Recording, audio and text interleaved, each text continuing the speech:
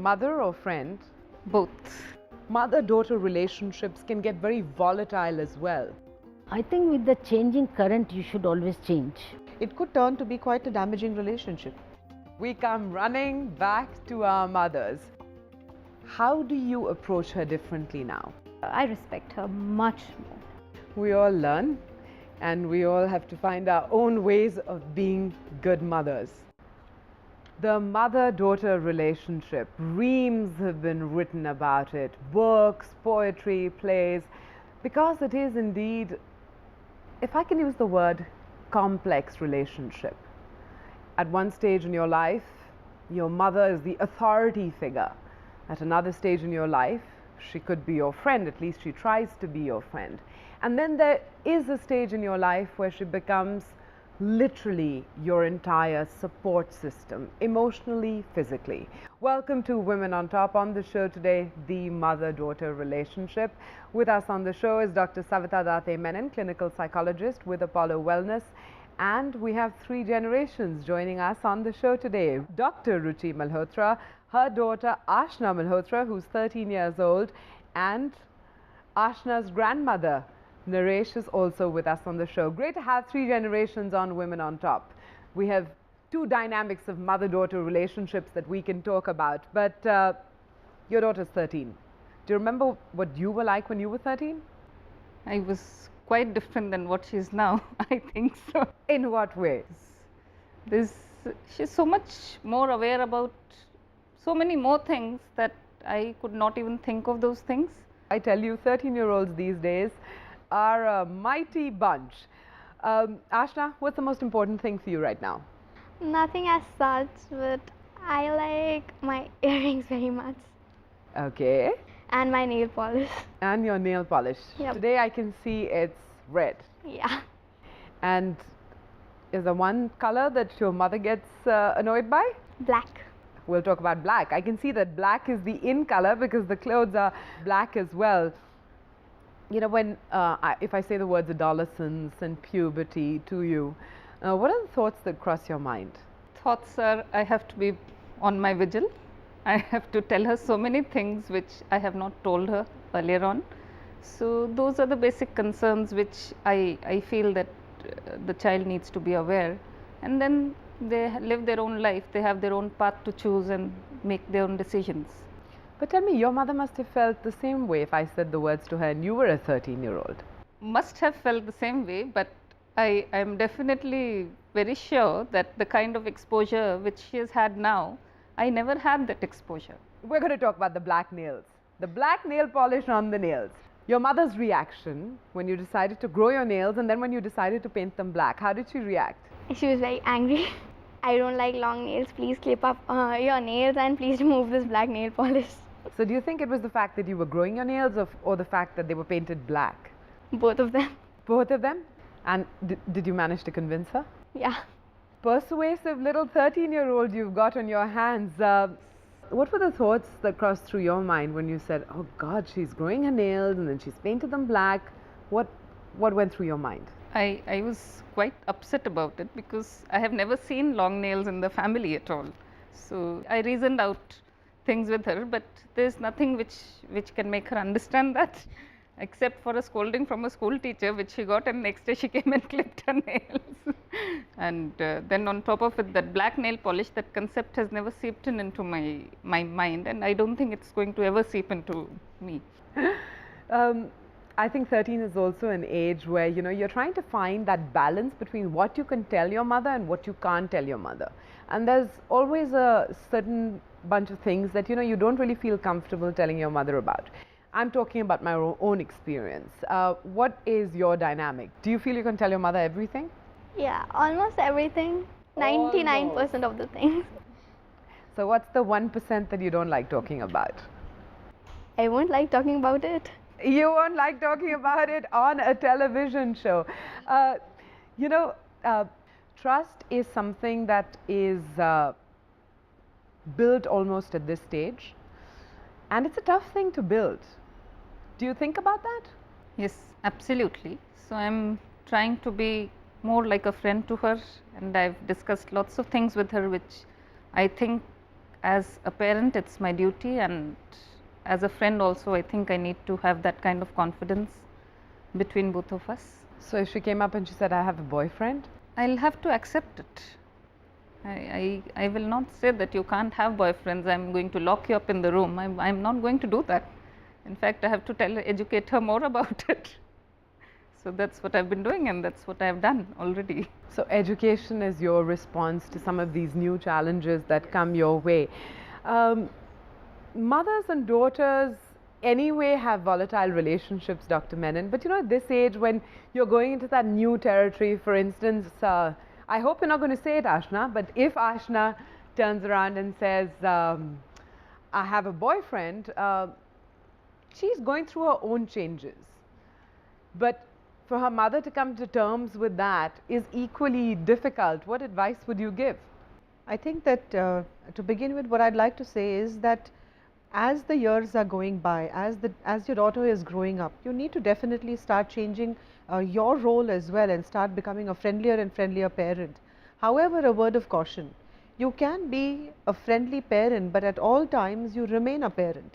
So I would suggest a friendly mom and not a friend, because if you are a friend, then all lines of authority will break down and the child will then somewhere start taking you for granted. So you definitely need to move towards a friendly mother, where there is love, but there is also respect. There is also a respect for your authority, because you are that. That is the role that nature has bestowed upon you, and you need to fulfill that role. If I say mother or friend, which one would you choose, or a combination of the two? Both. Both? A mother and a friend. So a friendly mom. Friendly mom. Exactly. You think you're getting there? Yeah. Yeah? Well, I hope you maintain that nice balance in your relationship. But it's interesting. We got a view from Madhu Trehan, who firmly believes that she is a mother first, and that's what she wants to be. She's not going into the friend territory. I think one should not be afraid to say no. One should not be afraid to set deadlines and curfew times for coming home at night. I think they should always be negotiable, so you can talk it through with them. And this is what it is, that I don't think parenthood is about being popular. I think your child will love you for other reasons. Your child will not love you because you're permissive and you allow your child to do everything that they want. They will love you for what you give to their lives.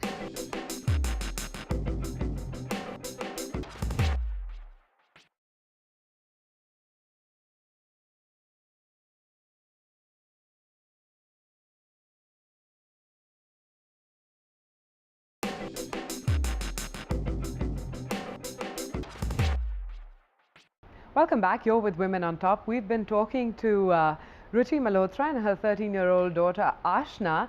But now we're going to turn the tables and put Ruchi in the spotlight. Rewind to the time when Ruchi was 13. Joining us is Dr. Naresh Sehgal, Ruchi's mother. Do you remember what Ruchi was like when she was 13? Ruchi was a very submissive and very simple child, I think that she was not that much aware as Ashna I find today. Growing up, what was your dynamic with your mother? Definitely, as a child, I did miss her when she used to have such a busy schedule. But I took it as part of life, and whatever time which we had together, we did have good times together. It was never that when she was with us, she was doing something else. When she was with us, she was with us. But that's one of the things that always is a factor for working women.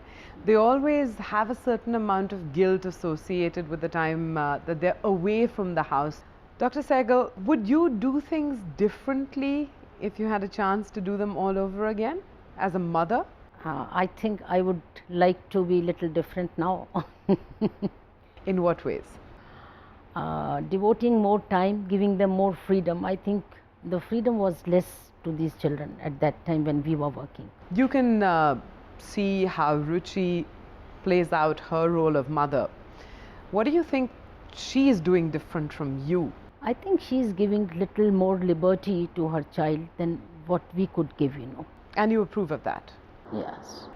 Why is it necessary? I think with the changing current, you should always change. So only the growth of the child is definitely improved, We're lucky because Dr. Menon, here we have 3 generations.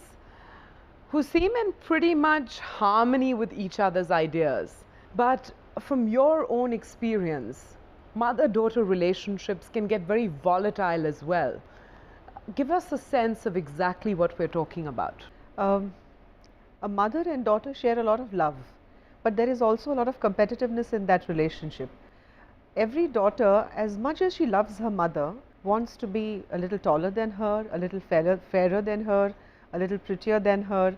So there is that competitive angle as well to that relationship, which could sometimes queer the pitch, you know. But on the other hand, the child, while growing up, has an attitude of I know it all. The child frequently shows a lot of anger. All of this is part of development, part of growing up, and while the mother needs to handle it, sometimes with a velvet glove, sometimes with an iron hand, but she needs to understand that it is not necessarily being directed towards her.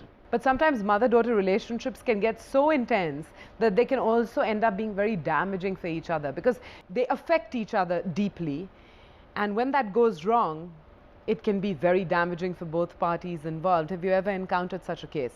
Yes, there are mothers who want a lot for their daughters, but what sometimes happens is that it is not what is best for the daughter and what's going to work for the daughter. Very often it's the mother living her own life vicariously through her daughter. So it is the mother's dreams, it is the mother's ambitions, and not quite what the daughter would have wanted for herself. In this case, what happens is that the daughter is going to be very burdened with an aspiration that is not her own, but that is being pushed down onto her, and that's going to be quite damaging. She is going to feel fairly unknowingly and unconsciously controlled by the mother. So that's one way in which it could turn to be quite a damaging relationship. I can see that Ashna is having it very easy. Ashna is saying, my turn's over. Nobody's going to ask me another question. Well, I do have another question for you. It's your summer vacation, and if I gave you a choice to spend the rest of your summer vacation with your mother or your grandmother, who would you choose? Grandmother. And why? Because she's more fun. More fun. And she doesn't scold me as much as mom. And she lets me put black nail polish on long nails. I don't believe that one bit. Do you let her put black nail polish? Yeah. Well, I tell you, how Something times that pleases change. us, yeah.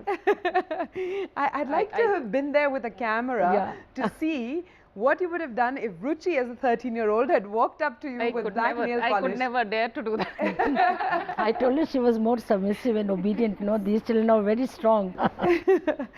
So you're basically, you've had it easy both ways, huh? Yeah. Your daughter didn't give you much trouble, and now you're all ready for whatever your granddaughter asks you. Interesting, Dr. Menon. Yes. As a mother, Naresh has changed so much to what she is as a grandmother. Absolutely. Her role is a little limited as a grandmother. Therefore, her involvement is more limited, and the moment the involvement is less, you tend to see things in better perspective. The mother, on the other hand, Ruchi, is hands-on and completely involved with the daughter. So every little thing has a voluminous proportion as far as she's concerned. Her perspective is different from the grandmother's. Dr. Sehgal has also somewhere, as she mentioned, felt that she could have given more liberty to her daughter. So what she is now doing is in turn trying to give that liberty to her granddaughter. So she becomes a fun grandmother that her granddaughter would love to spend time with.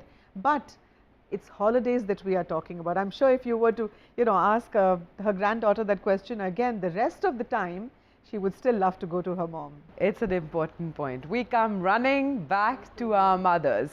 We like to fight with them. It gives us also a sense of all is well if we continue our fights with them. Tell me, your mother just talked about the change in perspective. If you had to really think about something that you would change in the way that you are a mother, is there anything that you would like to change, or you're pretty much happy with that? I think I'm quite happy with what I'm doing, and I don't think I can improve much over it. We all learn, and we all have to find our own ways of being good mothers. There's no universal rule on that one. Thank you all very much for joining us on the show today. But it's interesting. When you get much older, say my age, and you become a mother, you get a whole newfound respect for everything that your own mother has done for you. We'll look at that in just a moment.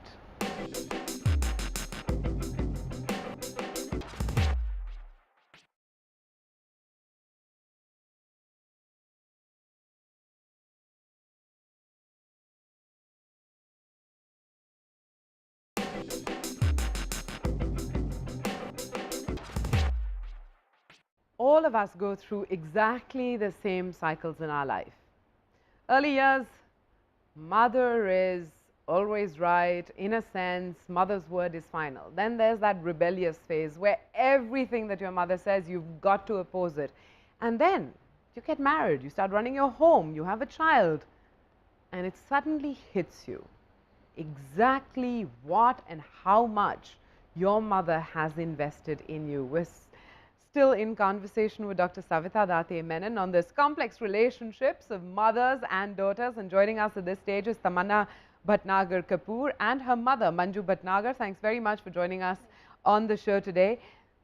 You're married, Yes, I have a am. 9-month-old baby, Yes. and has your perspective on your mum changed 360 degrees? 360 degrees. I completely appreciate now what she would have done for me then. You know, getting up at nights when you're an infant, taking, like my son was unwell some time back and I completely lost it. And I kept calling her, what should I do now? He's coughing, he's hiccuping, he's sneezing, what should I do? You know, I just turned to her for everything every day now. I remember having that moment in the delivery room when my daughter was just born, and everybody, there were 15 people in the room, and they were all talking and concerned about the baby. There was this one person quietly roaming around and wondering if I'd eaten enough, if I slept enough, and that was my mother. And that's when it really hits you, how Absolutely. mothers, they're just a whole different being. But Manju, let me rewind a little bit. When Tamanna got married, was it difficult to come to terms with this new arrangement? Initially, I was quite apprehensive. I said, I don't know how she will adjust to the new environment, and I'm very happy that she has adjusted very well. Briefly, we touched upon the fact that when your baby was born, you suddenly had so much admiration for everything that your mother's done. But in real terms, how do you approach her differently now? Like I said, I mean, it's changed completely. So are you gentler with her? Are you Yes. more understanding with I her? think, yeah, probably earlier I would have just said, if she would have said something to her, I said, Mama, you know, in that typical tone that all daughters use for their mothers. But now I listen to her and says, I think I'll do that. You think so? You think I should do that? You know, so I go back to her with that thing that, yes, she's right, you know, let me just go ahead and listen to her because she brought me up. And I respect her much more. I can't Interesting. even You use explain the how word much. respect. You respect her much Much more. more. There's also a dependency between mothers and daughters, and that dependency often exists even after you're married, even after you've become a mother yourself. Where does this dependency come from? I think the daughter is dependent on the mother for a lot of learning. The mother is dependent on the daughter to complete herself for that love, that affection, and so on and so forth. That dependence always remains. Now, if you talk about Tamanna and Manju, Tamanna was dependent on her mother in real terms, you know, for money, for her livelihood, for living itself, and so on. And so, therefore, the mother was an authority figure. But when Tamanna perhaps got herself a job, got married, moved out, created her own home, the mother was no more an authority figure. The mother then moved from being an authority figure to becoming an advisor. And now this respect will be exhibited much more because there does not need to be any fighting against this authority. So Tamanna does not need to rebel, she doesn't need to fight, she doesn't need to feel the anger of having an authority figure tell her what to do and not. Now she has an advisor who she can benefit from, whose years of experience she can cherish. So now there is a recognition of what the mother represented, the respect that she has always felt for her can now be expressed much more openly. Our fathers don't love us any less. So what is this thing with mothers? I don't know. I think it's the mums who are more practical, you know. The dads will be like, if I say I don't feel well, I don't feel like going to office, I say, yeah, take a leave. Why are you working? You know, just leave. But your mom's like, no beta, I think you should go, you know, you're getting that, you know, mums are more practical, they tell you the right thing, dads are more indulgent. And they can see long term. Yeah, yeah, Perhaps yeah. fathers. I don't think, with their daughters, I don't think so. It's here and now. And don't feel like going, don't go. Don't go, sit That's at a home. standard answer. Banju, did she change quite a bit after she had a baby? Well, I think it's. She's become more responsible towards her baby and others at home. And others at home. You said that very softly, but we caught it. She's become more responsible, of course, towards her baby, but towards others at home. And I think that, Tamanna, is exactly what you've been expressing, that that respect then translates into each of your actions. Well, I think all of us don't end up saying thank you often enough to our mothers. Well, here on Women on Top, a whole bunch of thank yous to mums coming right up. For me, my mother is like one of the most important person in my life. She is one of the most affectionate child any mother could ask for. Very loving and concerned, and I realized it more once she got married and left me and went. Mom, you always wonder if we love you and if we appreciate you. And I know we don't say it enough, but this is one time you should know we do more than you can even imagine. Mom, thank you always for being there for me. Even when I was wrong, even when I was right, you were there. I wish I can be half the mother that you are and half the wife you are. I'll achieve everything in life. Mom, you're an angel. You're always there for me. I love you. I think the relationship is the most forgiving. I don't know any relationship which is as forgiving as a parent and a child. I would call it that. She's the best friend ever one can ever have, especially at this age. She's the only person who listens to you. And I really know after becoming a mother what she means to me. Mom, you're great. You cook very good food.